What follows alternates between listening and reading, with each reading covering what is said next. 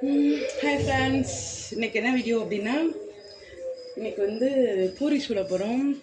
என்ன பூரினா குட்டி குட்டி பூரியாக செய்ய போகிறோம். குட்டி குட்டி எங்கள் வீட்டில் என்னென்ன டிஃபன் நடக்குதோ எல்லாத்தையும் வீடியோலேயே பார்த்துக்கலாம் நீங்களாம் எல்லோரும். குட்டி குட்டி பூரியாக செஞ்சுருக்கு பாருங்கள். அதனால் இது எங்கள் பாப்பா இது மாதிரி கேட்டால், இந்த மாதிரி எனக்கு குட்டியாக பானிபூரி மாதிரி குட்டி குட்டியாக செஞ்சுட்டாங்க அப்படின்னு. இது அப்படியே ஒரு இதே எடுத்தாலே குழம்புல அப்படியே தொட்டு அப்படியே ஒரு இது சாப்பிட்றலாம். அதனால் இந்த மாதிரி செஞ்சுருக்கு. அதுதான் இன்றைக்கி சொல்ல போகிறோம். நேற்று குருமா குழம்பு வச்சால அந்த குருமா குழம்பு இன்னும் இருக்குது. அதனால் அந்த குருமா குழம்புல வந்து அப்படியே பாருங்கள், இதுவே நல்லா அப்படியே கிரேவியாக இருக்குது. சூடு பண்ணி வச்சு நல்லா. அதனால் அந்த குருமா குழம்புக்கு இது இன்றைக்கி பூரி சுட்டால் நல்லாயிருக்கும்ன்ட்டு பூரி சுடுறதுக்காக எண்ணெய் காயுது. எண்ணெய் காஞ்சிருச்சு, போட ஆரம்பிக்கலாம்.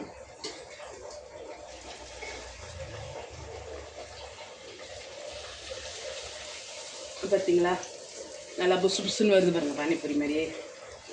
வாவ், செம்மையாக வருது. இது பாருங்க,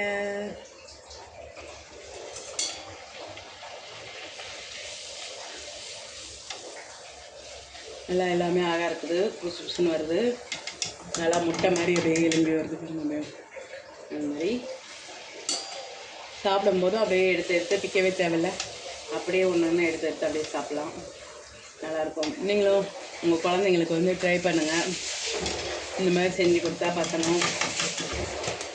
நிறைய சாப்பிடுவாங்க. அழகாக இருக்கனால ஒன்று ஒன்று அப்படியே எடுத்து வச்சு சாப்பிடுவாங்க. என்ன ஒன்று கொஞ்சம் நேரம் டைம் தான் எடுக்கும். அதனால் இருந்தாலும் சாப்பிடுங்க. அது மாதிரி பூரிக்கு மாவு அரைக்கிறோம்ல, கோதுமை மாவு, அந்த மாதிரி கோதுமை மாவு அரைக்கும் போதும் கொட்டைக்கடலை, சோயாபீன்ஸ் அதெல்லாம் கொஞ்சம் சேர்த்து அரைச்சோன்னா வந்து உடம்புக்கு ஹெல்த்தியாக இருக்கும் அப்படின்னு சொல்லிட்டு சொல்லுவாங்க. அதனால் அதெல்லாம் கூட சேர்த்து அரைச்சா இன்னும் நல்லா இதாக இருக்கும்.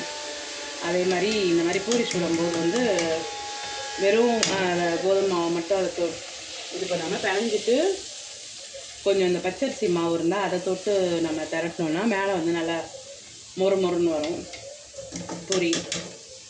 அதனால் அதுவும் அப்படி செஞ்சோன்னாலும் நான் அப்படி தான் செஞ்சுருக்கேன். அதனால் அப்படி நல்லா மேலே பார்க்க வந்து நல்லா மொறு மொறுன்னு அப்படியே இருக்க மாதிரி இருக்கும். பாருங்கள், நல்லா எவ்வளோ அழகாக கொசு வந்துருக்குங்க.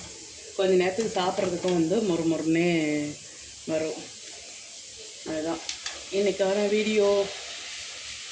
எங்கள் வீட்டில் பூரி குருமா குழம்பு. ஓகே ஃப்ரெண்ட்ஸ், நீங்களும் செஞ்சு ட்ரை பண்ணுங்கள். ஓகே பாய், அடுத்த வீடியோவில் சந்திப்போம். என்னோடய சேனலில் லைக் பண்ணுங்கள், சப்ஸ்கிரைப் பண்ணுங்கள். ஓகே பாய் பாய்.